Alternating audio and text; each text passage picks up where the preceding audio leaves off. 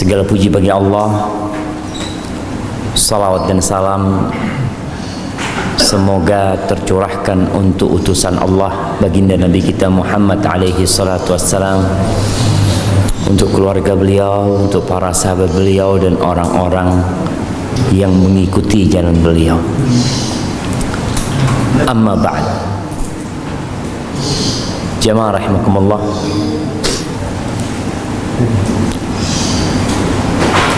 Di antara ikrar kita sebagai manusia yang tiap hari kita katakan adalah iyyaka na'budu wa iyyaka nasta'in.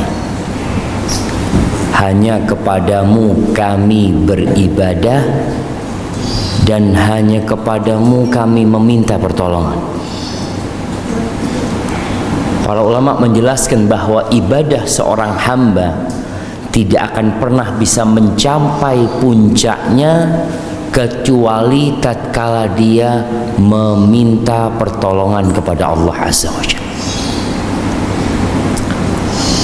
Tidak ada yang mudah dalam kehidupan ini kecuali yang Allah menjadikannya mudah.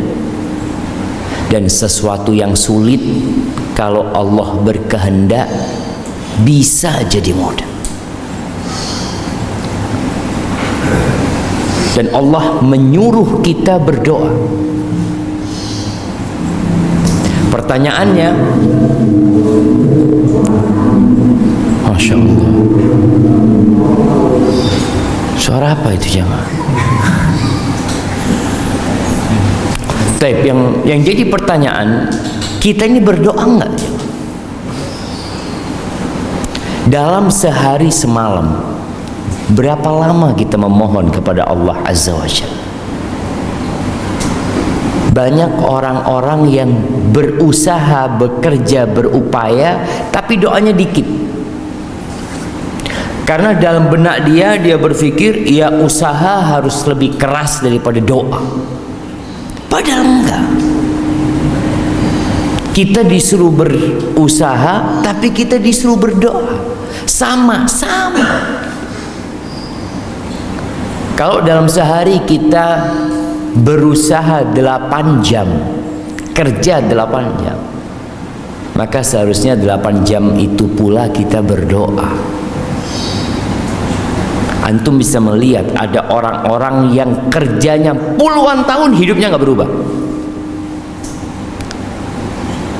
Kalau dalam pikiran kita mungkin seharusnya orang ini udah jadi orang kaya gitu. Dia kerja dari muda, dari umur 17 sampai umur 50 tahun, tapi kok nggak berubah hidupnya. Dan ada orang yang kerjanya sedikit,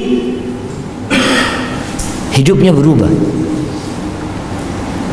Apakah perubahan dalam hidupnya karena usaha dia, atau karena campur tangan penguasa Allah Azza wa Jalla?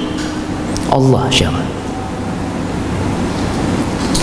Antum bisa melihat bagaimana Rasulullah sallallahu alaihi wasallam berjuang ketika perang Badar. Berapa lawan berapa jemaah?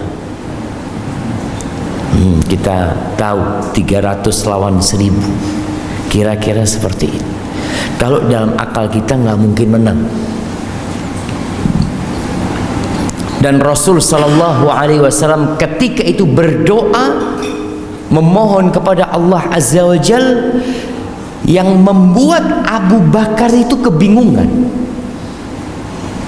melihat bersungguh-sungguhnya doa Nabi alaihi salatu wasallam. Malam tanggal 17 Ramadan, para sahabat tidur, Rasul SAW nggak tidur sampai pagi beliau berdoa, sholat doa. Ketika beliau mengangkat tangan, sampai selendang di pundak Nabi SAW itu jatuh, diangkat lagi sama Abu Bakar, ditaruh di pundak Nabi SAW, jatuh lagi. Sampai Abu Bakar mengatakan, kafaka munasyatata rabbak, Allah akan kabulkan apa yang engkau pinta. Rasulullah SAW, janji Allah pasti ditepati. Tapi dalam doa itu Rasul SAW mengatakan, Allahumma anjiz wa'daka alladhi wa'adtani. Ya Allah, penuhi janjimu kepadaku ya Allah, tepati janjimu kepadaku ya Allah. Allahumma in tuhlak hadhil usabah la tu'bad fil ardi ba'dalum. Ya Allah, kalau ini sahabat-sahabatku terbunuh hari ini, engkau gak akan lagi disembah di muka bumi ini ya Allah. Sampai seperti itu doa Nabi SAW. Beliau yakin Allah akan kabulkan doanya, tapi kita disuruh yakin, bersungguh-sungguh berdoa. Allah mengatakan, ud'uni astajib lakum. Kata Allah, kalian berdoa, minta sama aku, pasti aku kabulkan. Maka Allah ingatkan, kejadian perang Badar itu Allah ingatkan kita. Allah mengatakan, ittastaghithuna rabbakum fastajaba lakum anni mumiddukum bi alfin minal malaika. Ketika ingat, ketika kalian istighatsah, minta tolong sama Allah Azza wa Jal ketika perang Badar itu, lalu Allah tolong kalian, Allah turunkan 1000 malaikat. Subhanallah syama.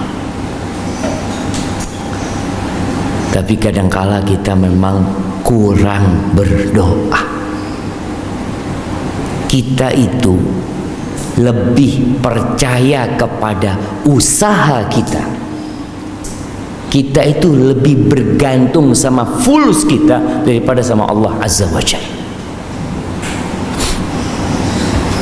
Makanya kalau antum lihat 13 tahun Nabi Muhammad sallallahu alaihi wasallam di kota Mekah itu ngapain sih? Khamr masih halal diminum.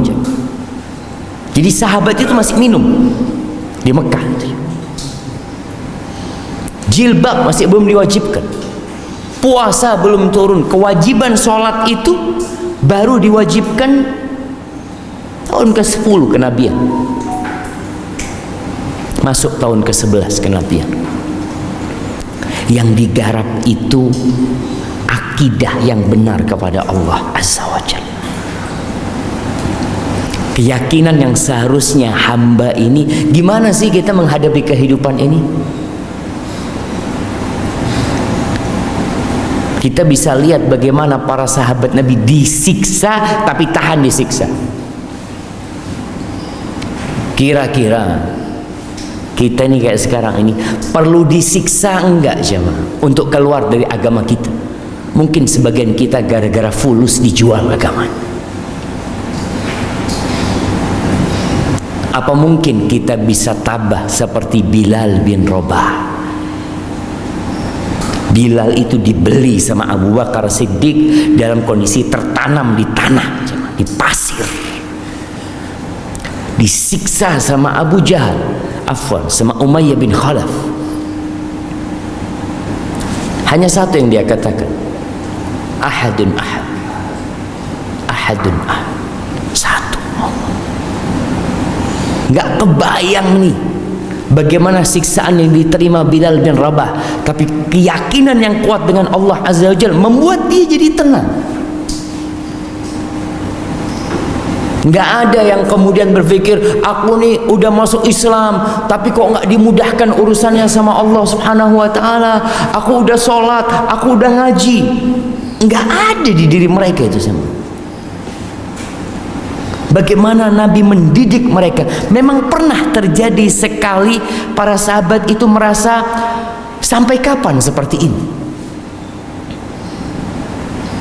Khabbab bin Arad itu pernah dibakar agar dia keluar dari Islam ini, dibakar aja. Allahu Akbar.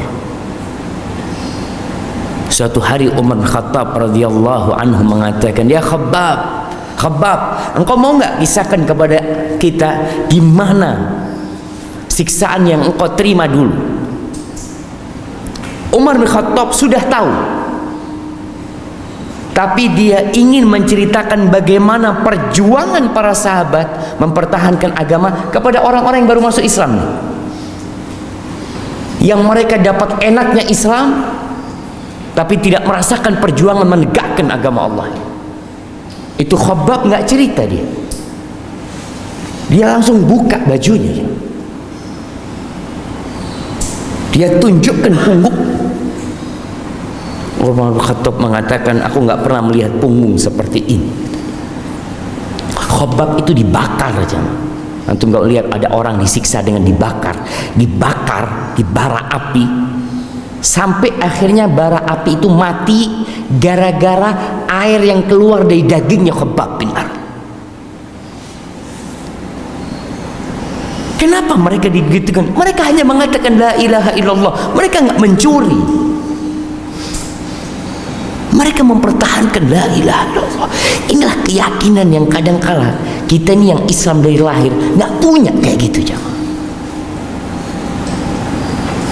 Makanya kalau bicara doa, subhanallah, itu para sahabat yang disiksa-siksa, Khabbab bin Arad, Ammar bin Yasir, sempat datang kepada Nabi SAW. Dia datang jumpai Nabi SAW karena tahu tidak ada jalan kecuali memohon pertolongan Allah Azza wa Jalla. Mereka datang mengatakan, ya Rasulullah, ala tad'ullaha lana, ala tastansir lana. Wahai Rasulullah, apa engkau tidak berdoa memohon kepada Allah buat kami? Apakah engkau tidak meminta pertolongan kepada Allah buat kita, ya Rasulullah? Mereka sudah merasa nggak kuat, jamaah. Apa kata Nabi SAW? Itu di bawah naungan Ka'bah Nabi cerita. Ala laqad kana fi man kana qablakum. Kalian tahu orang-orang sebelum kalian, yunsharu bimin syarin min hadid. Mereka itu ditanam di tanah, kemudian ditaruh gergaji di kepalanya, digergaji itu, jamaah.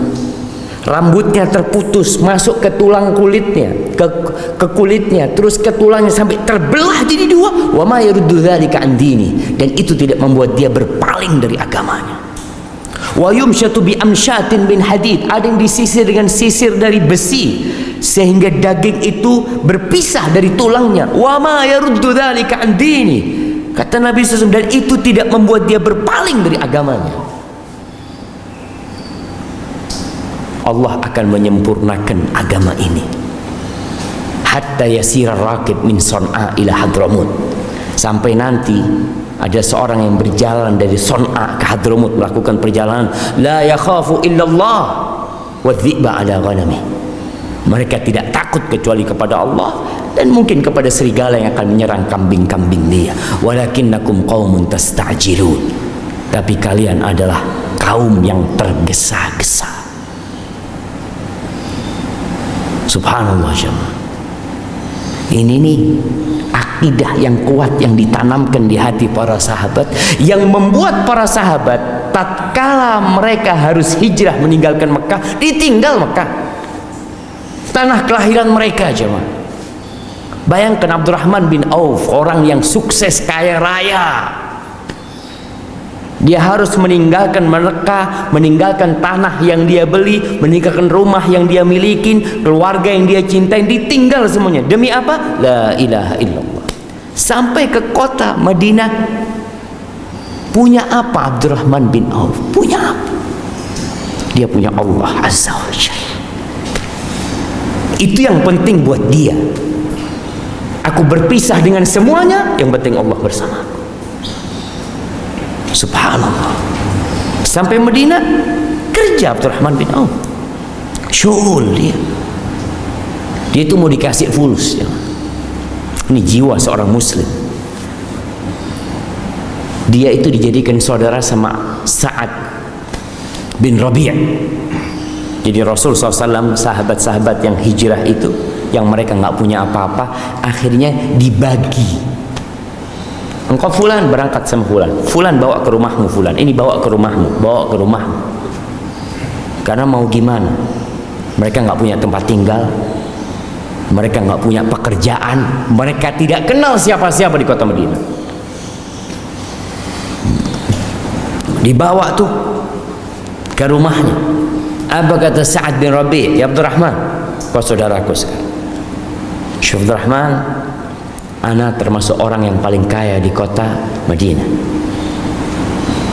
maka separuh hartaku buat engkau. Kita kalau ditawarin kayak gitu mikir gitu jemaah. Ya Allah, jazakallah khair, ya Allah ente khair, ente masya Allah. Ana punya 2 istri, kata Sa'ad bin Rabi'. Ente lihat mana yang lebih ente sukai. Ana akan ceraikan, ente tunggu masa iddahnya, ente nikahi dia. Ada perasaan kayak gitu sekarang jemaah. Itu Abdurrahman bin Auf mendengarkan Sa'ad bin Rabi' mengatakan itu, barakallahu laka fi malika wa ahlik, semoga Allah memberkatimu di hartamu dan di keluargamu. Dulluni ala suq, tunjukkan di mana ada pasar. Ana mau syughul, ana mau kerja. Subhanallah. Dan kerja para sahabat. Umar bin Khattab, jagoan di kota Mekah, ke Madinah jadi penggembala kambing dia. Kerja dia semuanya, karena dia punya keimanan yang kokoh. Kita nih, anak mau bertanya lagi, berapa kali kita berdoa memohon kepada Allah Azza wa Jalla agar Allah memperbaiki kehidupan kita. Mungkin ada sebagian yang mengatakan, Ustaz, anak udah berdoa berulang kali tapi nggak dikabulkan. Coba lihat kenapa nggak dikabulkan. Allah nggak mungkin ingkar janji, nggak mungkin. Jadi kalau ada yang merasa anak ini Ustaz bertahun-tahun hidup kok nggak ada perubahan di diri anak, anak sudah berdoa, anak sudah minta sama Allah Subhanahu wa taala. Bahkan ana cari waktu-waktu mustajab. Kapan waktu mustajab jemaah? Antara azan dan qomat,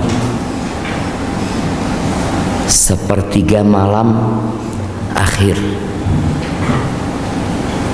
Ya Allah, kemudian nih sore hari Jumat,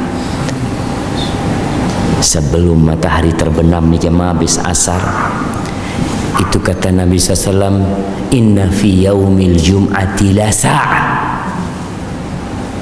ada waktu di hari Jumat tidaklah seorang hamba memohon kepada Allah Azza wa Jalla melainkan Allah kabulkan doa. Tapi banyak di antara kita mungkin yang merasa, ana sudah berdoa Ustaz, tapi kok kayaknya belum dikabulkan.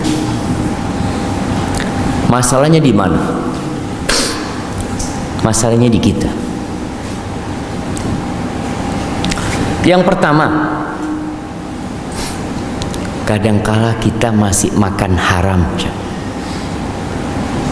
Sayati 'alan nasi zamanun, akan datang satu masa kepada manusia, kata Nabi SAW, la yubalil mar'u, orang ketika itu tidak peduli lagi min aina iktasabahu, dia nggak tahu lagi harta dapat dari mana, nggak ngurus dia.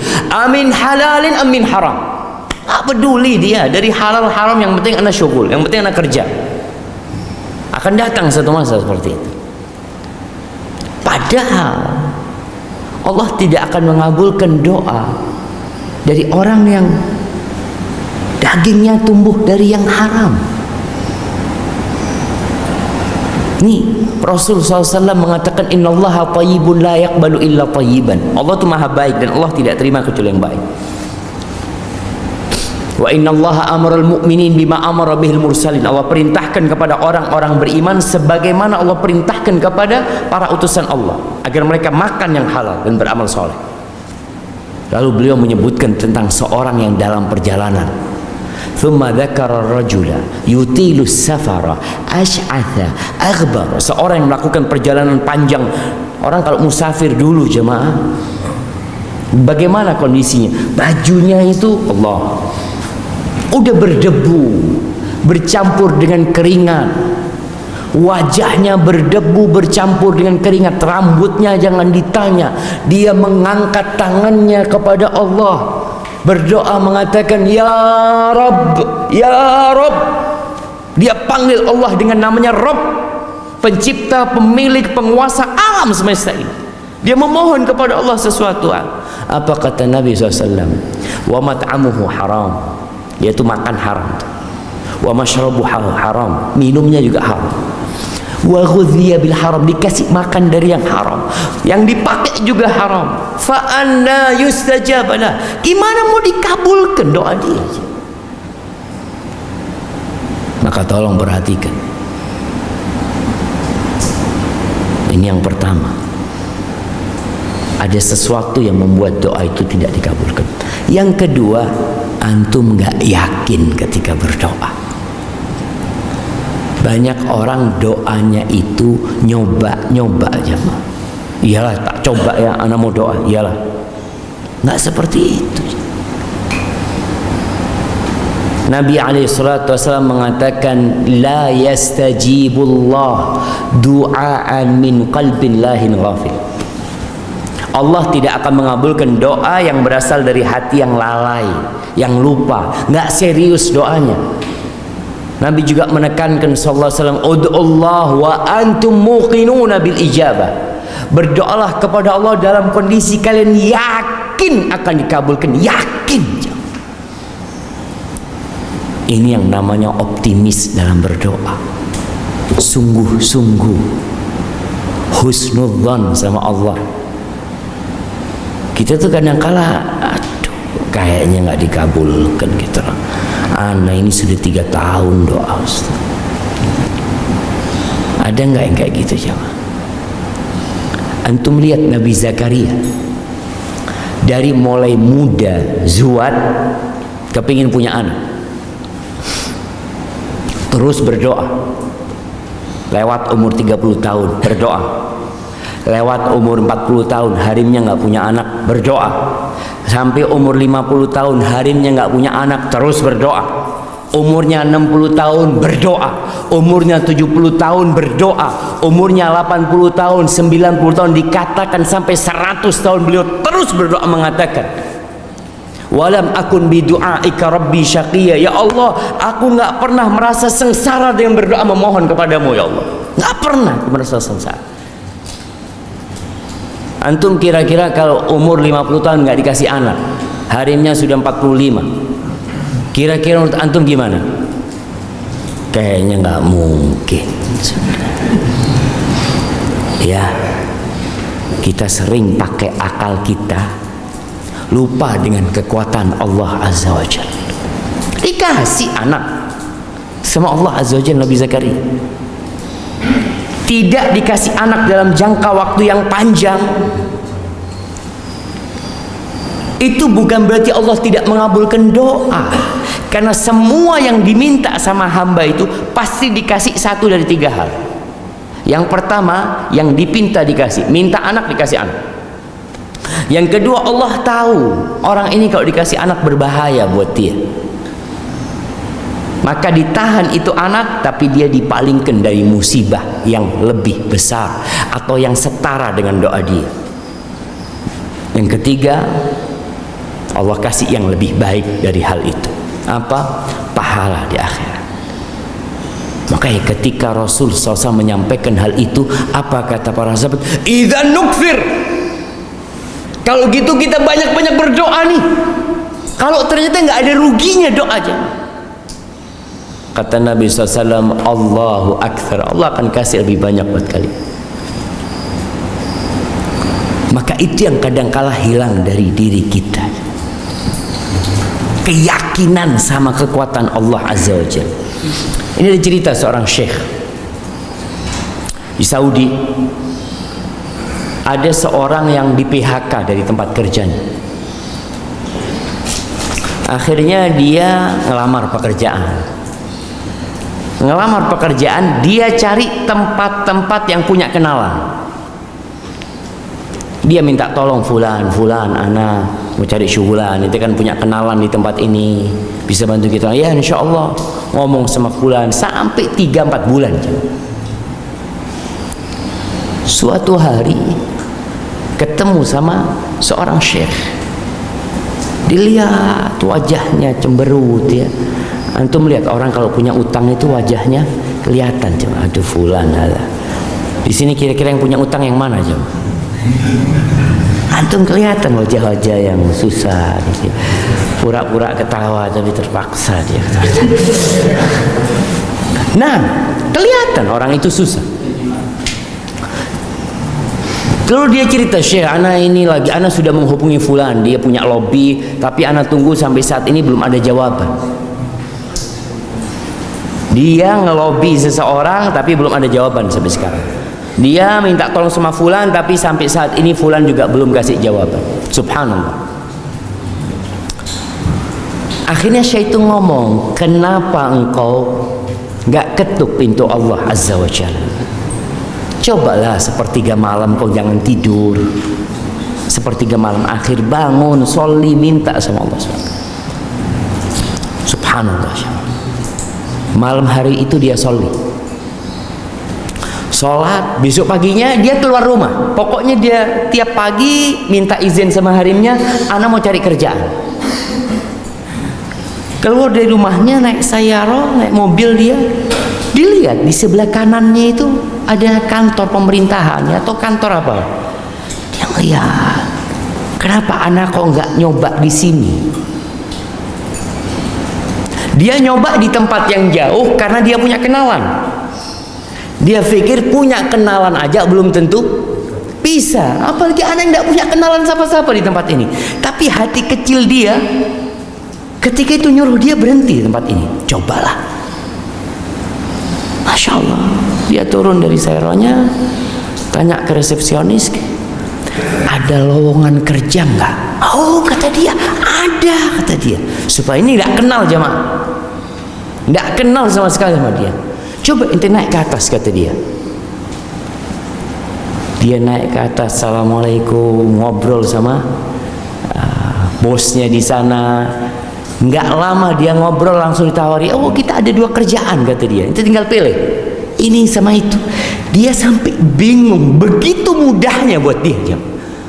Bulanan dia nunggu dari fulan, dia minta tolong fulan, tapi hari itu dia nggak punya kenalan siapa-siapa. Masya Allah, dikasih kerjaan, disuruh milih dekat sama bednya, dekat sama rumahnya, jamaah. 3 hari kemudian dia ketemu sama syekh itu. Kata syekh, lihat, oh ente wajahnya kok lain sekarang ini. Ada apa ente? Cerita dia, jawab. Ini loh kekuatan doa, jawab. Yang kadang kala kita kurang di sana. Coba lihat para nabi nggak berhenti berdoa. Nabi Ibrahim alaihissalam sama juga. Nggak dikasih anak, apakah berhenti berdoa? Terus berdoa sampai akhirnya punya anak Ismail. Itu harimnya Nabi Ibrahim kesian ngelihat Nabi Ibrahim sudah tua dan terus berdoa minta anak, dan si istri tahu anak sudah mandul.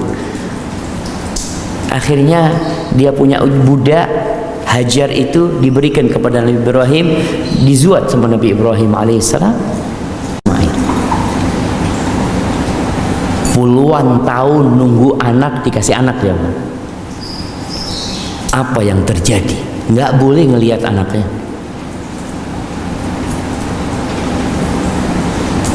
Allah memerintahkan Nabi Ibrahim bawa anaknya Ismail bersama istrinya kemana? Ke Mekah. Lihat ujiannya para nabi. Jadi kalau ada orang yang merasa, ya Allah Ustaz berat bala ana ujian ana, la asyaddun nasi balaan al-anbiya. Orang yang paling berat balanya itu para nabi. Bukan kayak kita-kita jemaah. Para nabi yang paling berat cobaan. Bertahun-tahun gak dikasih anak, diuji. Beliau nggak pernah mengatakan aku nih nabi kenapa kok nggak dikabulkan, nggak ada. Dia yakin Allah akan kasih. Dikasih anak, keluar tuh Nabi Ismail, suruh taruh di Mekah. Taruh di Mekah, nggak ada apa-apa di Mekah. Itu Waktu Nabi Ismail dibawa sama Hajar, dikasih satu wadah kurma, dikasih satu tempat air, ditinggal sama Nabi Ibrahim alaihissalam. Bagaimana istri seorang Nabi, ketika Nabi Ibrahim pergi dengan kendaraannya, diikutin sama Hajar. Ya Ibrahim, ila man takiluna. Ibrahim, kau titipkan kita kepada siapa di tempat ini? Nggak ada siapa-siapa di situ. Nabi Ibrahim nggak noleh, terus jalan Nabi Ibrahim. Diikutin sama Hajar. Ya Ibrahim, ila man takiluna. Dititipkan kepada siapa kita ini? Diam. Nabi Ibrahim nggak menjawab. Yang terakhir, perempuan ini, Hajar ini berpikir mungkin pertanyaan anak salah. Dirubah pertanyaannya. Apa pertanyaannya? Ya Ibrahim, Allahu amaraka bihada. Apakah Allah yang nyuruhmu melakukan ini? Kata Nabi Ibrahim, "Naam." Iya, kata dia. Apa kata Hajar? Pergi ke sana. Allah tidak akan melantarkan kita. Lihat keyakinan seperti ini. Bisa nggak kita sampai ke titik keyakinan bahwasanya Allah tidak akan melantarkan kita? Kalau bicara rizki, selama masih ada jatah umur kita di muka bumi ini, rizki akan datang. Antum kepalanya masih bisa goyang-goyang, masih ada rizki. Diuji seperti itu Nabi Ibrahim. Sebelumnya, bagaimana ujian Nabi Ibrahim alaihissalam? Dilemparkan ke api. Bayangkan, ditelanjangi sama kaumnya. Nggak mudah, jangan masuk surga itu nggak mudah. Kita hanu jelis, senden makan pisang, makan anggur, gisa-gisa sana sini. Mungkin dengan cara seperti itu kita masuk surga. Pulang regu, tidur pagi, kerja lagi cari fulus, terus seperti itu. Makanya Allah tegur para sahabat Nabi. Setelah 13 tahun di kota Mekah, masuk ke kota Madinah, nggak berhenti ujian buat mereka. Bahkan Allah mengatakan, am hasibtum an tadkhulul jannah. Kalian ngira kalian bisa masuk surga? Kalian belum ditimpa seperti apa yang menimpa orang-orang sebelum kalian. Tuh Nabi Ibrahim dibawa, diarak sama kaumnya, ditelanjangin, dilemparkan ke api. Ketika dalam perjalanan dari alat pelontar menuju ke api, datang malaikat Jibril alaihissalam. Ya Ibrahim, alaka ilayya haja. Ibrahim, kamu punya perlu sama aku. Kata Nabi Ibrahim, amma ilaika fala. Kalau sama kamu aku nggak ada perlu.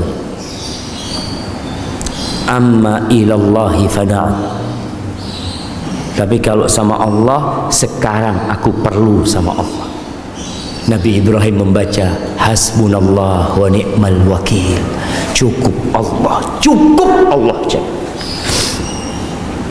Makanya ketika ada seorang yang berdoa mengatakan, nih bagaimana munajat seorang hamba ya, ketika dia berkata laitaka tahlu wal hayatu mariratun walaitaka tarda wal anamu ghidabu. Ya Allah, andai kata engkau itu manis dan kehidupan ini pahit, ya Allah, aku nggak peduli ya.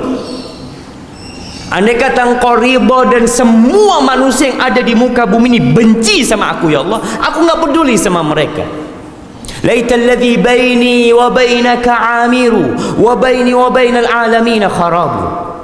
Ya Allah, andai kata hubunganku dengan engkau itu baik, makmur, terjaga, dan hubunganku dengan manusia rusak, aku nggak peduli ya Allah. Idza sahha minkal wuddu fal kullu hayyinun wa kullu alladhi fawqa turabi turabu. Kalau benar cintamu ya Allah, semuanya jadi gampang ya Allah. Semua yang ada di muka bumi ini tanah dan akan kembali menjadi tanah. Apa sekarang yang antum lihat? Siapa yang antum lihat di muka bumi ini bakal jadi tanah kembali. Tuh Nabi Ibrahim dilemparkan ke sana mengatakan hasbunallah wa ni'mal wakil. Apa yang terjadi dengan api itu ya? Mungkin dalam bayangan manusia, kalau antum berpikir sebuah musibah, oh Allah kirimkan hujan sehingga api itu jadi mati, atau Allah turunkan salju sehingga api itu jadi mati, atau Allah kirimkan angin yang membuat api itu jadi padam. Subhanallah, semua itu tidak terjadi. Allah itu Rabbul Alamin, Tuhannya api. Allah mengatakan, wa qulna ya nar, Allah mengatakan, wahai api, kuni bardan wa salaman ala Ibrahim, jadilah engkau dingin dan keselamatan buat Ibrahim. Siapa yang bisa melakukan itu? Rabbul Alamin. Maka jangan ngeremehkan doa. Sesuai dengan kadar keilmuan kita tentang Allah Azza wa Jal, seperti itu pula kualitas doa kita. Ada yang doa cuma cari fulus, ekonomi supaya diperbaiki, bas doanya hanya untuk dia, keluarganya, rumahnya, tetangganya nggak pernah didoakan. Pernah antum doakan tetangga supaya dapat hidayah, jemaah? Yang tinggal di sini siapa? Masya Allah. Pernah doakan tonggo-tonggonya mudah-mudahan dikasih hidayah, ya Allah? Kira-kira pernah enggak? Wallahu a'lam.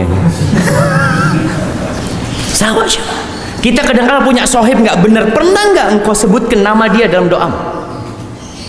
Ya Allah, fulan ini, ya Allah, nggak solbi, ya Allah, kesian fulan ini, ya Allah, bukakan pintu hidayah buat dia. Pernah kita minta kayak gitu, jemaah? Doa kita cuma rumah kita, kadang-kadang kita, anak kita, orang tua kita, selesai. Pembantunya nggak didoakan. Ada yang doakan pembantunya. Subhanallah. Kalau kita lihat bagaimana Rasulullah SAW mendoakan kaumnya, Nabi itu dilemparin batu sampai darah kakinya. Pulang dari Taif, ditawarin sama malaikat. Datang tuh malaikat penjaga gunung. In syi'ta an udbiq alaihimul akhsyabain. Kalau engkau mau, aku cabut 2 gunung, aku timpakan kepada penduduk Mekah atau penduduk Taif. Kata Nabi sebelah, jangan. Aku berharap Allah mengeluarkan dari sulbi mereka orang-orang yang mentauhidkan Allah Azza wa Jalla. Itu jamaah. Seperti itu doa Nabi SAW. Apa sih beratnya kita memohon kepada Allah untuk keluarga kita?